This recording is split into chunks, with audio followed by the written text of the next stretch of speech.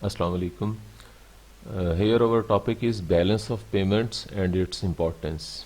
And this topic is from the book whose author is Dominic Salvatore. तो इसको हम read out कर लेते हैं. The balance of payments is a summary statement in which, in principle, all the transactions of the residents of a nation with the residents of all other nations are recorded during a particular period of time, usually a calendar year. जी, balance of payments में goods and services की exportation और importation include होती है.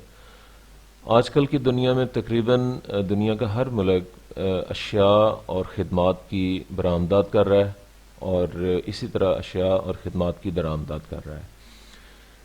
तो एक specific duration के दौरान एक मुल्क कितनी अमाउंट की मालियत की, कितनी वर्थ की गुड्स एंड सर्विसेज की एक्सपोर्टेशन करता है या एक्सपोर्ट करता है और कितनी मालियत की गुड्स एंड सर्विसेज की इंपोर्टेशन करता है या इंपोर्ट्स करता है. इस चीज़ का जो एक रिकॉर्ड रखा जाता है that is called balance of payments.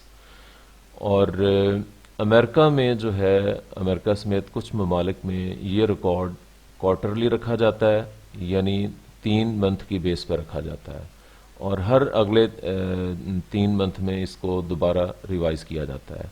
जबकि पाकिस्तान समेत काफ़ी ममालिक में ये रिकॉर्ड 1 साल के लिए रखा जाता है कि 1 साल के दौरान गुड्स एंड सर्विसेज की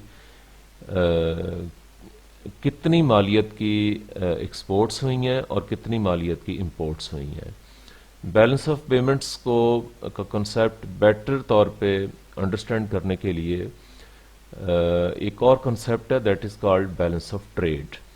तो बैलेंस ऑफ ट्रेड जो है, इसमें 1 साल के दौरान या स्पेसिफिक ड्यूरेशन के दौरान जितनी मालियत की गुड्स की एक्सपोर्ट्स होती हैं और जितनी मालियत की गुड्स की इंपोर्ट्स होती हैं उसका रिकॉर्ड जो रखा जाता है that is called balance of trade. Balance of trade और बैलेंस ऑफ पेमेंट्स में डिफरेंस ये है कि बैलेंस ऑफ पेमेंट जो है, सॉरी, बैलेंस ऑफ ट्रेड जो है, इसमें सिर्फ गुड्स जो हैं जिनको अशिया कहा जाता है या विजिबल आइटम्स भी कहा जाता है, सिर्फ इनकी एक्सपोर्टेशन और इंपोर्टेशन का रिकॉर्ड रखा जाता है.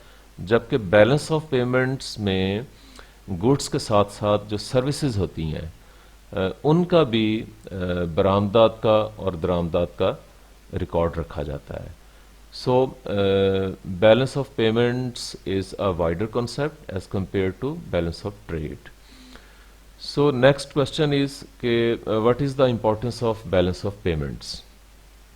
तो इसको यहाँ से हम रीड आउट कर लेते हैं. The main purpose of the balance of payments is to inform the government of the international position of the nation and to help it in its formulation of monetary, fiscal and trade policies.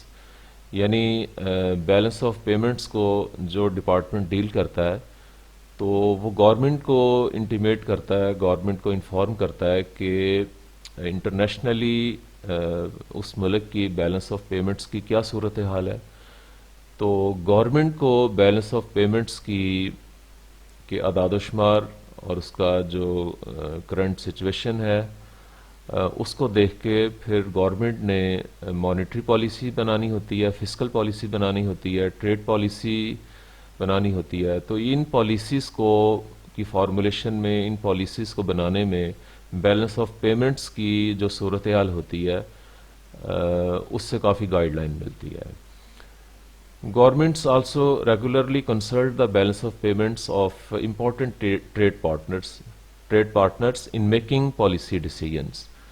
Governments जब मुल्क के अंदर policy decisions करती हैं, policy making करती हैं, different policies बनाती हैं, तो वो ख़ास तौर पे उनके जो ट्रेड पार्टनर्स होते हैं उनकी जो बैलेंस ऑफ पेमेंट्स की सूरत हाल होती है उसको कीनली ऑब्ज़र्व करते हैं और उसको मद्देनज़र रखते हुए अपने मुल्क की जो पॉलिसी ڈیسیجنس ہیں وہ کرتے ہیں. The information contained in nation's balance of payments is also indispensable to banks, firms and individuals directly or indirectly involved in international trade and finance.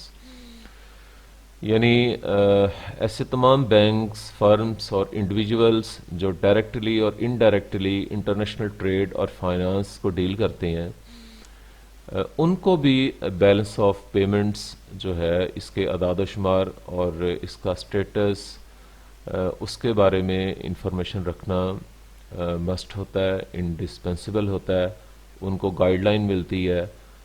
تو اس طریقے سے جو بیلنس آف پیمنٹس ہے وہ انڈیویجولس کے لیے، بینکس کے لیے، فرمز کے لیے، گورنمنٹس کے لیے اپنا ایک رول پلے کرتی ہے. Thank you.